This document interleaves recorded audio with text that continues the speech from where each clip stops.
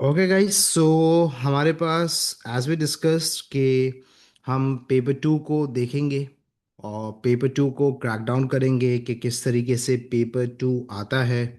What is the difference between paper one and paper two. Plus we are going to discuss कि क्या level of difficulty है हमारे पास। सब कुछ। Thank you guys, thank you Abdul Hadi, Usman, thank you. तो आ जाएं, अब ज़रा स्टार्ट करते हैं। हमारे पास कि क्या है, गेम क्या है हमारे पास, देखो। अब अगर मैं बात करता हूँ यहाँ पे सबसे पहली चीज़ as we need to discuss. ठीक है। Thank you Abiha, thank you Javia. अगर मैं यहाँ पे एक चीज़ को डिस्कस करूँ ना, फॉर एग्जांपल लेट सपोज उसको तुम लोग सब पहले कर लो, विश कर लो, ठीक है। Thank you Ahmad Raza, thank you Raveen, thank you Zainab, Rohan. Treat online कैसे हो ही नहीं सकती ऑनलाइन यार। ठीक है। तो थैंक यू जैनब बेटा, लेकिन करते हैं, चलो उसको डिस्कस करते हैं। सही है कैंपस पे। हम्म। मैं यार बड़ा बड़ा हो गया अब मैं ना। तो गाइस, पेपर टू के अंदर हमारे पास दो चीज़ें that we need to discuss पहले ना। एक तो हमारे पास है कि सर हमारे पास level of difficulty paper two की क्या है। कि अगर लेवल ऑफ डिफिकल्टी देखा जाए P1 वर्सेस P2, ठीक है, इग्नोर करिएगा राइटिंग को थोड़ी सी, अभी समझना है कॉन्सेप्ट को। P1 और P2 को अगर मैं कंपेयर करूं तो ज़्यादा लेवल ऑफ डिफिकल्टी हमारे पास कहाँ पर है। मुझे लगता है कि पेपर वन की लेवल ऑफ डिफिकल्टी हाई है as compare to paper two. Paper two की लेवल ऑफ डिफिकल्टी कम है।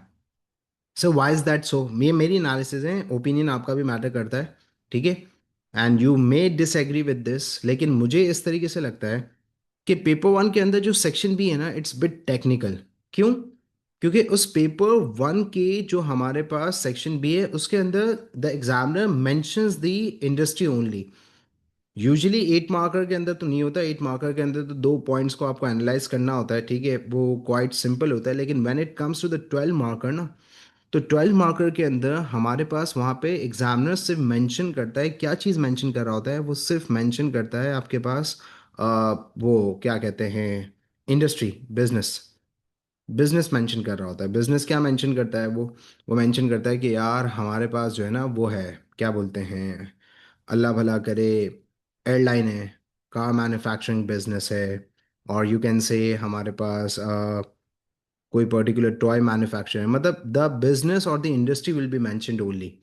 तो इसका मतलब ये हुआ कि सारे फैक्टर्स आपको खुद से अज्यूम करने हैं। आप एक लार्ज स्केल कार मैन्युफैक्चरर है तो इसे इकोनॉमीज ऑफ स्केल भी अचीव हो रही होंगी। उसका method of production I think कि वो जो है वो जस्ट इन टाइम को इन्वेंट्री को मैनेज कर रहा होगा, और वो वहाँ पे पब्लिक लिमिटेड कंपनी होगा।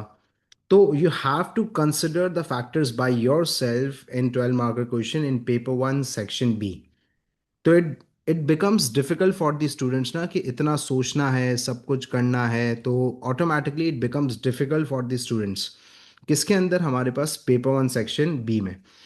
पेपर टू के अंदर हमारे पास होता ही है कि situation, that means that a response और you can say the short case study is provided by the examiner. ठीक है। तो अगर वो शॉर्ट केस स्टडी वहाँ पे एग्जामिनर की तरफ से गिवन है ना, so it is easy for you to analyse, to understand और टू एवेल्युएट। तो आपके लिए वो बहुत आसान है, मसला नहीं है उसके अंदर। तो as compare to paper one, paper two की लेवल ऑफ डिफ़िकल्टी क्या है हमारे पास? लो है। लेकिन अगेन हमारे पास होता ही है कि बच्चे पूछते हैं, बच्चे कहते हैं कि सर हमारे पास पेपर वन का फिर थ्रेशोल्ड हाई कैसे है? ठीक है। Why how the students are scoring 38, 36, 35 पे आपका ए ग्रेड का थ्रेश होल्ड है। पेपर वन का आपका जो ग्रेड थ्रेश होल्ड है that is 35 for A grade. ये हमारे पास गेम है। अब फर्दर मोर यहाँ पे एक चीज़ है कि भाई एक स्टूडेंट मेरा है, लास्ट ईयर था हमारे पास क्रेडो कॉलेज का, he scored 40 out of 40 in paper one. ठीक है। मैंने पोस्ट नहीं किया, कुछ भी नहीं किया, लेकिन some of the students score 40 out of 40 as well. तो हमारे पास यहाँ पे इस चीज़ को समझना ज़रूरी है कि पेपर वन के अंदर ग्रेड थ्रेशोल्ड बहुत हाई है, तो बड़ा गेम है यहाँ पे, जबकि level of difficulty paper one की हाई है। पेपर टू के अंदर हमारे पास जो लेवल ऑफ डिफिकल्टी है वो कम है because the situation is given, और पेपर टू का जो ग्रेड थ्रेश होल्ड है वो 46-44 की रेंज है फॉर ए ग्रेड। अब यहाँ पे बच्चा पता है क्या सवाल कर रहा है? बच्चे यहाँ पे सवाल कर रहे हैं कि सर जब हमारे पास पेपर टू इतना डिफिकल्ट नहीं है और 46-44 हमारे पास out of 60 for A grade है, so what is the thing जिसकी वजह से ये हो रहा है? तो यहाँ पे आपके पास जो आंसर है ना वो ये है, जिस पे मैं बात करना चाह रहा हूँ, that is time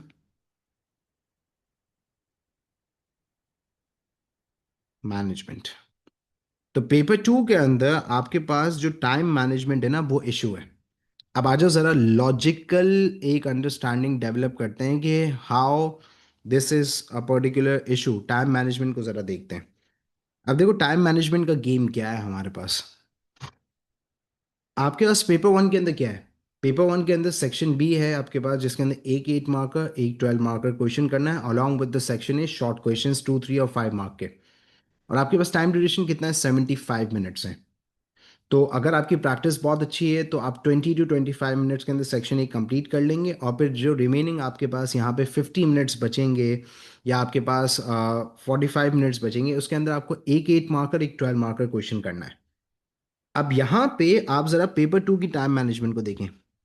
paper two के अंदर आपके पास दो केसेस हैं, case number A, case number B.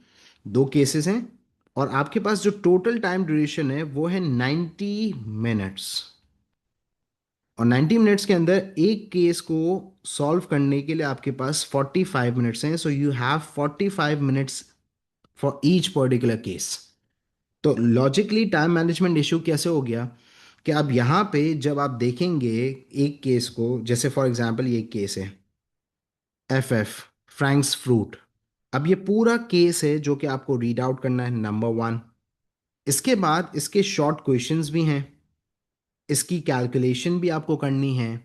इसके बाद एक 3 मार्कर का क्वेश्चन है that is related to this. इसके बाद एक 8 मार्कर एक 12 मार्कर क्वेश्चन है।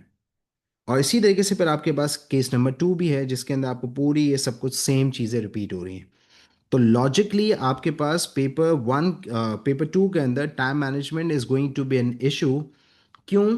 क्योंकि आपके पास टाइम कम है, दो 8 मार्कर दो 12 marker along with the case reading, फिर उसके अंदर एनोटेशंस करना, उसको अंडरस्टैंड करना, शॉर्ट क्वेश्चंस कैलकुलेशंस करना।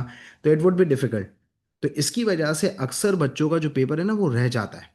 और जब पेपर रह जाता है ना तो बच्चे कहते हैं कि हाँ इसकी वजह से ग्रेड थ्रेशोल्ड कम हो रहा है, कि अच्छे अच्छे बच्चों का आंसर सर 4 मार्क का 5 मार्क का पेपर छूट गया है, कैलकुलेशन रह गई, या फिर हमारे पास जो लास्ट 12 मार्क का क्वेश्चन है उसके अंदर लास्ट जो एवेल्यूएशन का हमारे पास पैराग्राफ है वो रह गया है, 4-5 मार्क्स वहाँ पे हमारे पास लूज हो गए। सो दैट्स वाई हमारे पास है। तो ये हमारे पास सिचुएशन है। तो सर हम अब इसको मैनेज कैसे करेंगे? मैनेज एक तरीका तो ये है कि you need to work hard, आपकी प्रैक्टिस बहुत अच्छी होनी चाहिए। मैं बच्चों को सजेस्ट करता हूं अगर आपने यहाँ पे अच्छे तरीके से केस रीडिंग कर ली है तो केस रीडिंग के अंदर ऑटोमेटिकली आपके यहाँ पे पॉइंट्स डेवलप हो जाएंगे।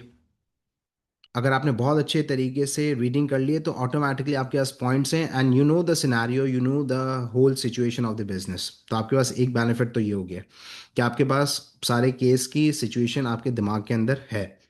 तो when you are going to start attempting the question तो ऑटोमेटिकली आपके पास पॉइंट्स इजीली डेवलप हो रहे होंगे because you have the case in your mind.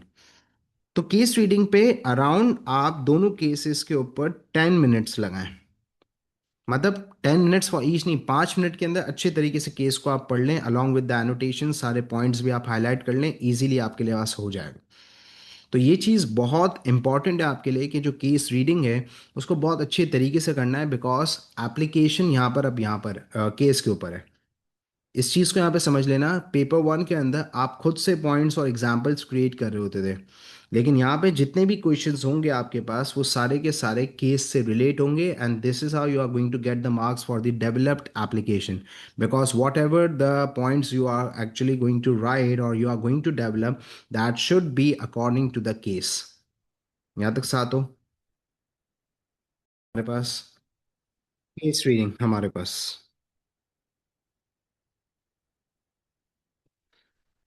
Franks fruit हमारे पास, Frank grows fruit including oranges on his farm in country J. He sells his fruit at a market in a local city 1 day a week.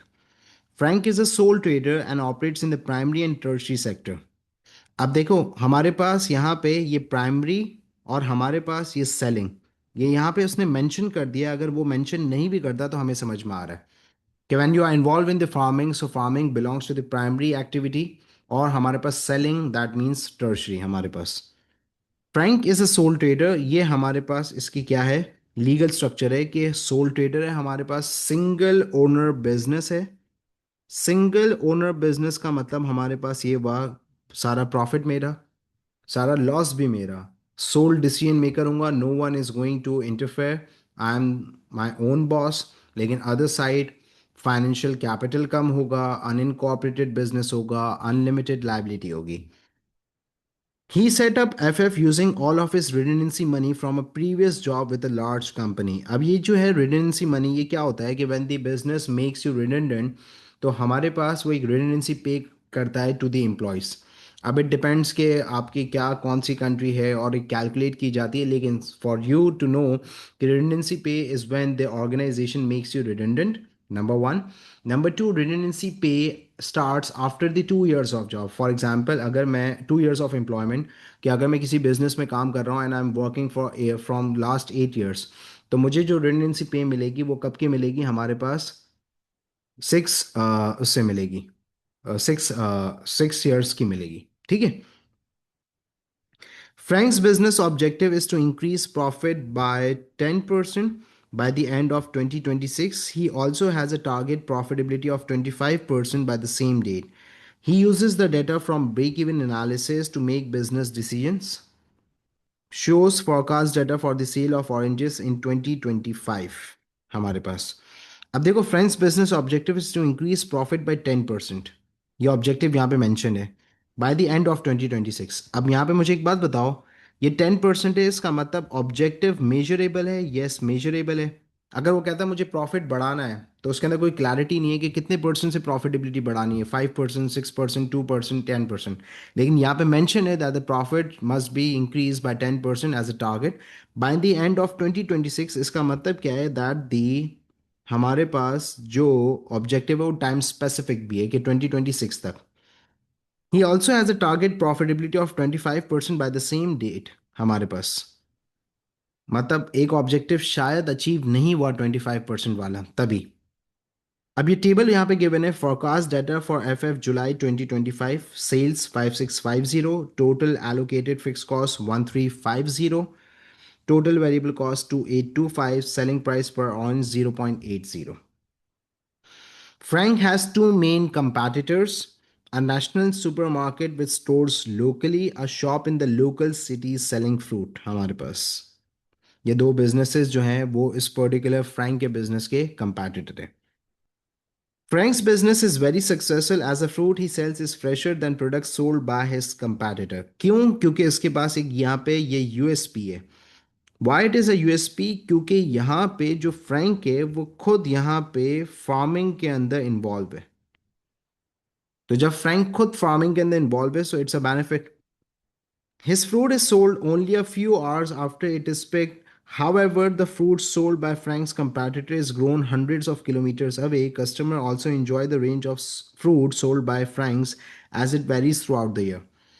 अब यहाँ पे we need to understand कि हमारे पास एक benefit तो ये होगा कि इसकी यहाँ पे कस्टमर रिलेशनशिप अच्छा होगा, क्योंकि सोल ट्रेडर है ना, तो direct interaction with the customer होगा, पब्लिक रिलेशंस होंगे, तो ये भी एक पर्टिकुलर बेनिफिट हो सकता है। क्योंकि सुपर स्टोर्स वगैरह के अंदर तो जो कस्टमर्स होते हैं, they are not interacted with the, they do not have any sort of relationship with the staff. जब हम भी यहाँ पे जाते हैं सुपर स्टोर्स में, इम्तियाज़ या जो भी हमारे पास डिपार्टमेंटल स्टोर्स हैं, तो we do not have the interaction and the relationship with the staff over there. लेकिन ये जो लोकल रिटेल शॉप्स होती हैं, स्मॉल स्टोर्स होते हैं, यहाँ पे हमें उनके साथ रिलेशनशिप होता है, वी नो देम, वो हमें जानते हैं। तो एक सॉर्ट ऑफ बेनिफिट ये सोल ट्रेडर का भी यहाँ पे आ सकता है। Frank currently uses competitive pricing but is thinking of introducing price skimming in the future। अब ये मार्केटिंग के अंदर हमारे पास दो प्राइसिंग स्ट्रैटेजीज हैं। तो ये दो हमारे पास प्राइसिंग स्ट्रैटेजीज के बीच में कंपैरिजन हुए। आ जाओ अब क्वेश्चन पे आते हैं, and I want you guys to have a notebook with you so that you can attempt. हमारे पास identify one method of measuring the size of a business. अब ये जो हमारे पास first word of the question होता है, इसको कहा जाता है हमारे पास कमांड वर्ड। कौन सा वर्ड है? कमांड वर्ड है। और ये जो हमारे पास कमांड वर्ड होता है वो क्या है? कमांड वर्ड हमारे पास वो आपको बताता है कि आपको करना क्या है। आपको यहाँ पे एनालाइज करना है, यहाँ पे आपको एक्सप्लेन करना है, यहाँ पे आपको इवैल्यूएट करना है, जो करना होगा वो आपको यहाँ पे बता। तो कोई भी मेथड लिख लें हमारे पास। Number of employees can be a method, कि आप अपने नंबर ऑफ एम्प्लॉयज से यहाँ पे अपने बिजनेस साइज को मेजर कर सकते हैं। या फिर आप यहाँ पे आउटपुट के थ्रू मेजर कर सकते हैं कि आपका जो आउटपुट है वो। Profit is not a method, क्योंकि हमने इस चीज़ को पढ़ा है कि प्रॉफिट हमारा मैथड नहीं है। रेवेन्यू हो सकता है, मार्केट शेयर हो सकता है, आउटपुट हो सकता है। Profit can not be a method to measure the size of a business, but profit can be use to measure the performance. के आप दो बिजनेसेस की प्रॉफिटेबिलिटी को कंपेयर कर रहे हैं in order to evaluate the performance, कि कौन सा बिजनेस ज़्यादा अच्छा फाइनेंशियली परफॉर्म कर रहा है। तो यू नीड टू अंडरस्टैंड कि profit can be use to measure the performance but not the business size. और हमें यहाँ पे क्या पूछा गया? Measuring the size of a business. ठीक है। तो यहाँ पे आप ये दो पर्टिकुलर इसमें से कुछ भी लिख लें, तो आपके पास ये A1 यहाँ पे कंप्लीट होता है और आपको यहाँ पे 1/1 मिल गए। अब क्वेश्चन नंबर हमारे पास A2, और जो क्वेश्चन नंबर A2 है उसके अंदर लिखा हुआ है explain the term primary sector. अब यहाँ पे देखिए, explain the term primary sector का मतलब क्या है। तो सबसे पहली चीज़ तो ये कि प्राइमरी सेक्टर होती क्या है। प्राइमरी सेक्टर हमारे पास यहाँ पे वो बिजनेसेस होते हैं जो कि बेसिक एक्टिविटी के अंदर इन्वॉल्व होते हैं, या फिर एक्सट्रैक्शन ऑफ नेचुरल रिसोर्सेज के अंदर इन्वॉल्व होते हैं, such as coal mining, oil drilling, fishing, farming. सही है। तो अभी हमने जो केस पढ़ा है that is related to the farming, it means कि the business belongs to the primary sector. अब कमांड वर्ड हमारे पास क्या है? Command word is explain. Explain the term primary sector. तो यहां पे आपको 3 मार्क्स के अंदर एक्सप्लेन करना है। अब यहां पे देर इज अ डिफरेंस। अब यहां पे एक हाईलाइट हो रहा है डिफरेंस, क्योंकि पेपर 1 के अंदर हम जो सेक्शन A के अंदर जो करते हुए आ रहे हैं क्वेश्चंस, शॉर्ट क्वेश्चंस जो होते हैं, उसके अंदर कहता है define the term. Define the term primary sector, define the term private sector, define the term soul trader. तो उसके अंदर कह रहा होता है डिफाइन, तो आप वहाँ पे अपनी साउंड डेफिनेशन लिखते हैं, फिर आपके पास कोई टाइप्स हैं, मेथड्स हैं, वो आप लिख देते हैं। अगर कोई अकाउंटिंग रिलेटेड डेफिनेशन होती है तो उसका फॉर्मूला होता है, वो आप लिख देते हैं वहाँ पे। यहाँ पे जो एक्सप्लेन कह रहा है ना, अब एक्सप्लेन का मतलब यहाँ पे ये हुआ कि दो नॉलेज पॉइंट्स आप लिख दें। दो नॉलेज पॉइंट्स का मतलब आपके पास यहाँ पे ये हो गया कि आपको प्रॉपर नॉलेज के साथ यहाँ पे एग्जाम्पल्स एप्लीकेशन भी कर सकते हो, sort of, in order get 3/3। अगर आपने सिर्फ डेफिनेशन लिख दी ना कि primary sector is comprise of the businesses that are involve in the basic activity और the extraction of natural resources such as coal mining and all, तो ये तो साउंड डेफिनेशन आप 2 मार्क्स के अंदर भी लिख रहे हैं। So how you are going to get an additional marks? ठीक है। तो यहाँ पे फिर आप फर्दर जो है ना वो अपनी नॉलेज ऐड करें कि भाई प्राइमरी सेक्टर जो होता है वो आउटपुट प्रोवाइड करता है टू द मैन्युफैक्चरर्स और टू द सेकेंडरी इंडस्ट्री। तो आपने यहाँ पे पहले इस प्राइमरी सेक्टर को डिफाइन कर दिया। डिफाइन के साथ यहाँ पे आपने एग्जाम्पल्स भी लिख दी, फिशिंग, फार्मिंग, कोल माइनिंग, और फिर प्लस यहाँ पे एडिशनल नॉलेज पॉइंट लिख दिया कि ये जो प्राइमरी है वो बेसिकली आउटपुट जो प्रोवाइड करता है वो यहाँ पे रॉ मटेरियल प्रोवाइड कर रहा है किसको? सेकेंडरी को, मैन्युफैक्चरर्स को। तो वो आगे फिर उस पर्टिकुलर आउटपुट को एज एन इनपुट यूज कर रहे हैं to carry out the production process for the manufacturing activity. So this is how you are going to secure 3 marks. तो it is very important for you to understand कि अगर आपने सिर्फ 2 marks की वहाँ पे डेफिनेशन जो पेपर 1 के अंदर सेक्शन A शॉर्ट क्वेश्चंस में डिफाइन में लिख कर आते थे, the same thing if you are going to repeat in 3 marker questions, the examiner is not going to award you the marks. और यहाँ पे इस तरीके से भी कर सकते हैं कि जैसे फॉर एग्जांपल एफ एफ को यहाँ पे कर दें कि जो एफ एफ है वो यहाँ पे फार्मिंग से जो आउटपुट आ रहा है उससे आगे फर्दर सेल करके रेवेन्यू जनरेट कर रहा है। तो ये जो आप एग्जांपल दे रहे हैं वो इस तरीके से भी हो सकती है कि भाई ये जो फार्मिंग का बिजनेस होता है ये आगे फ्रूट सेलर्स को, और हमारे पास ये जो फ्रूट एंड वेजिटेबल मार्केट्स हैं इसमें सेल करते हैं, so that these fruit sellers and vegetables can sell the product to the end consumer. ठीक है। तो 3 मार्क के अंदर it is important for you to write this point. Okay. अब यहाँ पे we are done with the A1 A2, now we are heading towards B1 calculation है। Refer to table 1.1. Calculate the number of oranges that Frank needs to sell to break even in July 2025. अब यहाँ पे एक चीज सुनिएगा क्या पूछ रहा है। Calculate the number of oranges break even, तो इसका मतलब ब्रेक इवन आउटपुट कि कितने number of oranges Frank is going to sell to cover the cost. क्योंकि ब्रेक इवन क्या होता है, break even is a point where the total revenue covers the total cost, और it is a point of the activity where the business is not breaking the line of loss not the line of profit. अब यहाँ पे एक चीज समझिएगा कि जो calculation है वो कितने मार्क्स की है, 3 मार्क्स की। एंड इंटरेस्टिंग थिंग इज कि यहाँ पे मार्क्स की डिवीजन है। 2 मार्क्स आपको मिलेंगे किसके, वर्किंग के। 1 मार्क आपको मिलेगा आंसर का। तो अगर आपने डायरेक्ट आंसर लिख दिया by using the formula calculator के थ्रू तो यहाँ पे 1 मार्क आपको मिलेगा, you are going to lose 2 marks. तो पूरी वर्किंग करनी है, तो मैं हमेशा कहता हूँ कि 3 स्टेप्स के अंदर कैलकुलेशन करो। Number 1, what ever the formula, equation calculation का जो फॉर्मूला है वो लिखो। Number 2, put the values in that formula. Number 3, correct answer.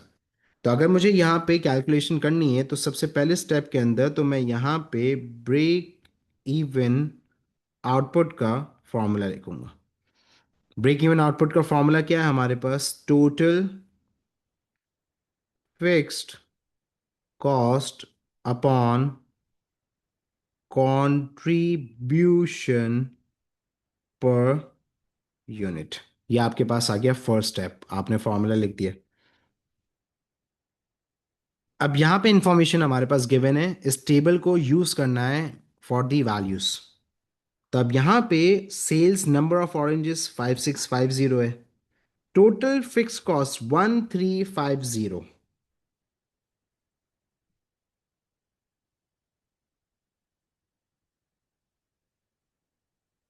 1350 है। तो यहाँ पे 1350 मेरे पास टोटल क्या हो गई, ये मेरे पास टोटल फिक्स कॉस्ट हो गई।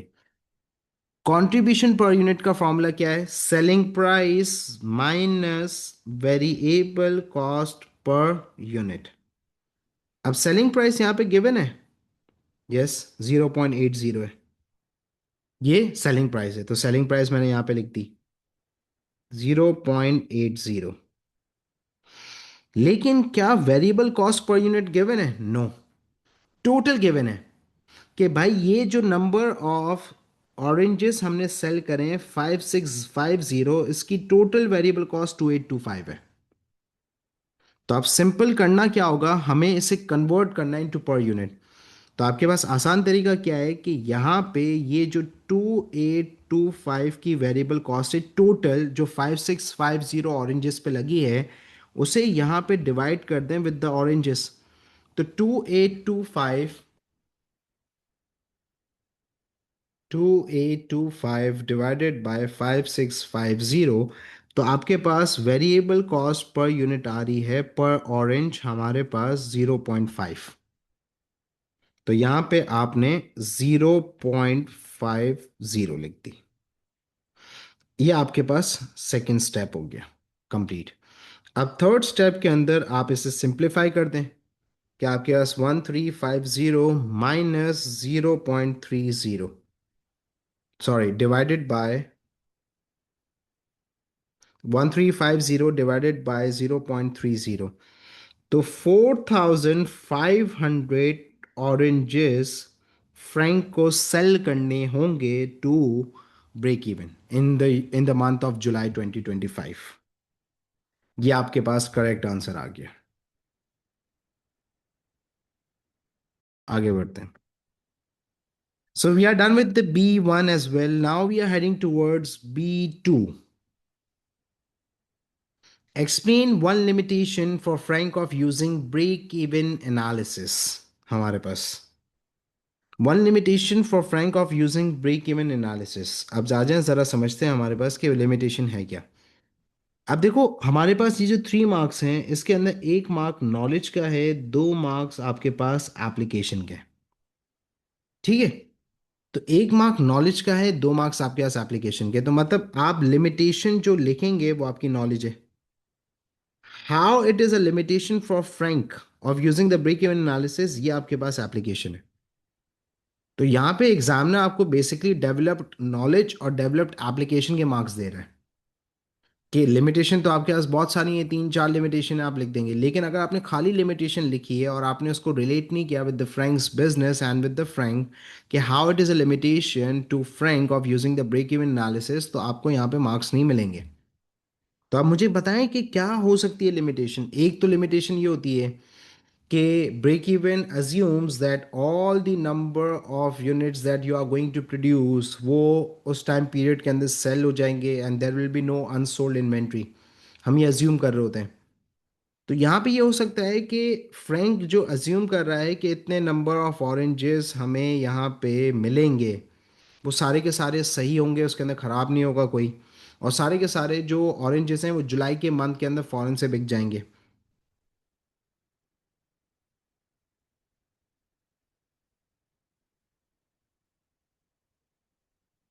क्या हो सकता है ये हमारे पास. या फिर ये भी हो सकता है कि फ्रैंक यहाँ पे जो अज्यूम कर रहा है रेवेन्यू, वो टोटल रेवेन्यू इतना ही हो, कस्टमर्स कोई सेलिंग प्राइस कम ऑफर ना करें या कोई बार्गेनिंग ना करें, जो सेलिंग प्राइस फ्रैंक चार्ज कर रहा है वही सेलिंग प्राइस हो.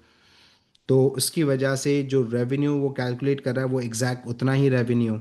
क्योंकि अगर अगर फॉर एग्जांपल हमारे पास कस्टमर कोई मेजर कस्टमर आता है तो he is going to bargain.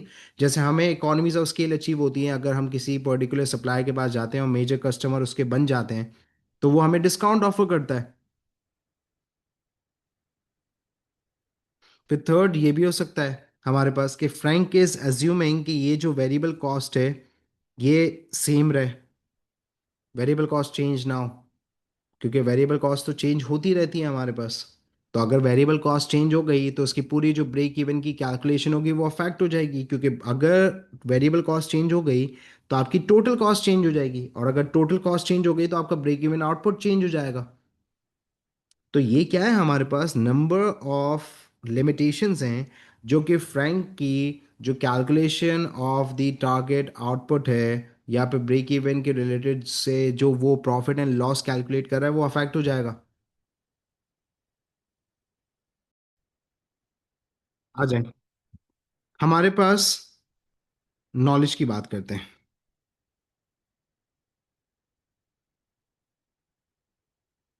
Break break even assumes that there is no unsold inventory or the selling price remains unchanged. यहाँ पे हमने ये पर्टिकुलर दो लिख दिए, यहाँ पे एक भी लिख देंगे तो मसला नहीं है, एक लिख दें यहाँ पे. ये हमारे पास यहाँ पे नॉलेज वाले पार्ट हो गया. अब application. Frank is using break even analysis in which he considers selling price will remain unchanged, which might lead to inaccurate calculation of total revenue as customer may ask for discount or market competitiveness may lower down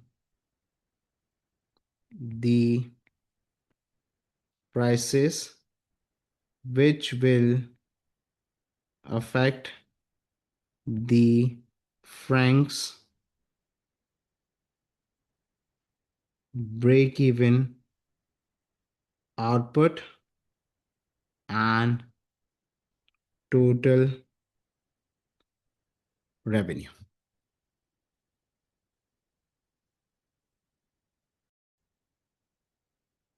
अब हमारे पास है, now we are heading towards part C. Part C हमारे पास क्या कह रहा है? पार्ट सी कह रहा है एनालाइज। अब यहां पे यू नीड टू अंडरस्टैंड कि ये हमारे पास कमांड वर्ड है। अब कमांड वर्ड पार्ट सी का कह रहा है कि आपको करना है analyse two benefits to Frank of operating as a sole trader 8 marks. अब यहाँ पे 8 मार्क्स के स्ट्रक्चर को जरा दोबारा से मैं री इन्फोर्स कर दूं। 8 मार्क्स के अंदर आपके पास 2 मार्क्स हैं नॉलेज के, 2 मार्क्स आपके पास हैं एप्लीकेशन के, और 4 मार्क्स हैं आपके पास एनालिसिस के। और सवाल क्या कह रहा है कि आपको यहाँ पे दो बेनिफिट्स को एनालाइज करना है कि what are the two benefits to Frank of operating as a sole trader. तो इसका मतलब ये है कि जो एप्लीकेशन होगी वो एप्लीकेशन फ्रैंक की होगी, मतलब whatever the information that has been given in the case, उससे आपको रिलेट करना होगा। अब दो बेनिफिट्स हैं आपके पास, तो 4 मार्क्स फॉर ईच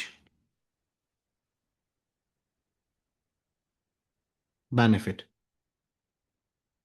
और दो बेनिफिट्स ही लिखने हैं, एक ही साइड जाना होगा, सिर्फ बेनिफिट्स को डिस्कस करना होगा, आपको ड्रॉबैक्स को, लिमिटेशंस को, other side of the story पे नहीं जाना। ठीक है? तो यहाँ पे अगर मैं कहूँ कि 4 मार्क्स फॉर ईच बेनिफिट है, तो इसका मतलब 1 मार्क नॉलेज का, 1 मार्क एप्लीकेशन का, 2 मार्क्स आपके पास एनालिसिस के, एक पर्टिकुलर आपके पास पॉइंट के। नंबर टू आपके पास जो थिंग है that you need to understand is कि यहाँ पे आपके पास दो पैरास बनेंगे, एक पैरा का एक पर्टिकुलर बेनिफिट और दूसरे पैरा का बेनिफिट, दूसरा बेनिफिट दूसरे पैरा में। तो एक जो बेनिफिट है उसकी नॉलेज, उसकी एप्लीकेशन, उसके एनालिसिस, फिर सेकंड पैरा के अंदर जो पॉइंट है उस benefit, knowledge, application, analysis. This is how. अब फर्दर मोर सर एनालिसिस जो है वो कौन से वाले होंगे यहाँ पे? क्या आपको कॉन्सेप्ट है डेवलप्ड एनालिसिस का? यस। यहां पे आप जो एनालिसिस करेंगे वो डेवलप्ड एनालिसिस होंगे। Sir what is the concept of developed analysis? Developed analysis का कॉन्सेप्ट क्या है? देखो, एक तो हमारे पास है, जैसे फॉर एग्जांपल आप यहां पे सोल ट्रेडर की बात कर रहे हैं, ठीक है? तो आप सोल ट्रेडर का यहां पे बेनिफिट होता है कि ही इज हिज ओन बॉस। ये आपने नॉलेज है आपकी, ये आपने एनालिसिस नहीं करे, ये आपको पता है कि it is one of the benefit of operating as a sole trader, तो examiner is not going to award you the marks for the analysis, ये नॉलेज है आपकी। अब जब आपके यहाँ पे ओन बॉस है, तो यहाँ पे अगर मैं फ्रैंक की बात करूं, तो आ जाए जरा केस को देखते हैं हमारे पास दोबारा से। He sells his fruit at a market in a local city one day a week. Frank is a sole trader and operates in the primary and tertiary setup FF using all of his revenue previous with large company. तो अब यहाँ पे एक चीज clear हो जाती है ना कि Frank is his own boss. तो अब यहाँ पे कौन सा टाइप ऑफ फ्रूट सेल करना है, और 1 डे अ वीक, ये उसका खुद का डिसीजन है। पार्टनर्स होते तो कहते 2 दिन ऑपरेट करेंगे, 2 दिन मार्केट प्लेसेस पे जाएंगे, 3 दिन मार्केट प्लेसेस पे आएंगे, वीकेंड मार्केट प्लेसेस पे जाएंगे। तो ये क्या है आपके पास? ये यहाँ पे आप एप्लीकेशन कर रहे हैं, आपने केस से यहाँ से उठाया है। कि कौन सा टाइप ऑफ फ्रूट सेल करना है एक दिन वीक के अंदर, वो जाके मार्केट प्लेस के अंदर सेल करता है, ये उसका क्या है, डिसीजन है, he is his own boss.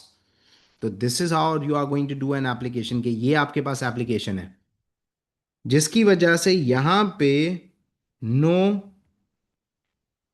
Conflicts होंगे, नो डिसएग्रीमेंट्स होंगे, और ऑपरेशंस कंटिन्यू रहेंगे स्मूथली। या फिर आप कह सकते हैं कि जो डिसीजन मेकिंग होगी वो क्विक हो जाएगी। क्यों? क्योंकि यहाँ पे कोई भी इंटरफेरेंस नहीं है किसी भी पार्टनर की। As compare to the partnership there is no interference, Frank is the sole trader. तो कोई कॉन्फ्लिक्ट्स एंड डिसएग्रीमेंट्स नहीं होंगे, ऑपरेशन स्मूथली कंटिन्यू रहेंगे, और there will be the quick decision making which will help Frank to survive easily. ये आपके पास हैं points, ये आपके पास होती है डेवलप्ड एनालिसिस के, इस तरीके से ये होगा। तो आपको ये जो चेन ऑफ एनालिसिस होती है ये होते हैं, इसके आपको क्या मिलते हैं, मार्क्स मिलते हैं। ये आप एनालाइज कर रहे हैं यहाँ पे। इन जर्नल मैंने उठा के ये पूरा क्रिएट करके दे दिया आपको। Is it clear? ये आपके पास नॉलेज आ गई आपकी पॉइंट की, बेनिफिट की, कि he is is own boss. अब फ्रैंक यहाँ पे मार्केट के अंदर वन डे अ वीक जाता है, ये उसका डिसीजन है, because in sole trader you have the complete power over the decision making, there is no one to interfere, you are your own boss. Benefit, ये आपने application करी है, जिससे फ़ायदा ये होगा कि यहाँ पे फ्रैंक को कोई कॉन्फ्लिक्ट्स और कोई डिसएग्रीमेंट्स फेस नहीं करने पड़े as compare to the partnership, जिससे बिजनेस के ऑपरेशन स्मूथली कंटिन्यू रहेंगे और डिसीजन मेकिंग या तो क्विक डिसीजन मेकिंग के अंदर इन्वॉल्व हो जाएगा। ये आपने एनालिसिस करें। तो ये आपके पास पूरा एक पैराग्राफ ऐसा बनेगा। फिर सेकंड पैराग्राफ, कि भाई बिजनेस जो है वो फ्रैंक को बेनिफिट ये होगा कि कंप्लीट प्रॉफिट है, क्योंकि उसने अपना जो है वो स्टार्टअप कैपिटल से बिजनेस स्टार्ट किया है, और वो खुद यहाँ पे जो है ना वो उसके अंदर इन्वॉल्व हो रहा है फार्मिंग के अंदर, और आगे सेल कर रहा है। तो अब यहाँ पे जो भी प्रॉफिट होगा वो उसका होगा। क्यों? क्योंकि यहाँ पे बिजनेस जो है वो इट्स अ रिवॉर्ड, और खुद वो कंप्लीट डिसीजन भी ले रहा था। तो ये पॉइंट हम यहाँ पे रिपीट कर सकते हैं, एप्लीकेशन कैन बी रिपीटेड, याद रखिएगा। ओ लेवल्स के अंदर नहीं होता, लेकिन ए लेवल्स के अंदर it is allowed that you can repeat an application. तो प्रॉफिट के भाई स्मॉल स्केल पे तो इतना ज़्यादा अमाउंट ऑफ प्रॉफिट नहीं होगा, तो इतना प्रॉफिट वो अर्न कर लेता है जिससे वो अपनी स्टैंडर्ड ऑफ लिविंग और उसको मेंटेन कर लेता है। क्योंकि सोल ट्रेडर है तो लिमिटेड फाइनेंस था। क्यों? क्योंकि उसने कहाँ से पैसे स्टार्ट किया था बिजनेस, अपनी रिडेंडेंसी पे से। तो now I want you guys कि आप एक पर्टिकुलर पॉइंट खुद से पूरा ब्रेक डाउन करें, कि ये इसकी नॉलेज है, ये इसकी एप्लीकेशन होगी, और ये एनालिसिस होंगे। और याद रखिएगा हमारे पास कि पेपर टू का जो क्वेश्चन होता है ना हमारे पास, उसके अंदर जो 8 मार्कर की लेंथ है ना वो यूजुअली थोड़ी सी कम हो जाती है। बच्चा बड़ा कंफ्यूज होना शुरू हो जाता है कि सर हमारे पेपर वन के अंदर जो 8 मार्कर उसकी लेंथ ज़्यादा है, पेपर टू के अंदर लेंथ कम है। क्यों? क्योंकि पेपर वन के अंदर आपके पास कोई सिचुएशन नहीं होती, आप एप्लीकेशन एग्जाम्पल्स खुद से डेवलप कर रहे हो। तो उसकी वजह से उसके अंदर थोड़ा सी लेंथी हो जाती है कि आप पूरी सिचुएशन लिख रहे हैं, सब कुछ है। यहाँ पे तो आपके पास गिवन है, तो डायरेक्टली आपने इन्फॉर्मेशन उठाई और वहाँ पे आपने एप्लीकेशन कर दी। ठीक है? तो परेशान नहीं होना कि अगर आपका 8 मार्कर का क्वेश्चन पेपर टू का as compare to paper one length के अंदर कम हो रहा है, तो उसके अंदर परेशान होने की कोई भी ज़रूरत नहीं है।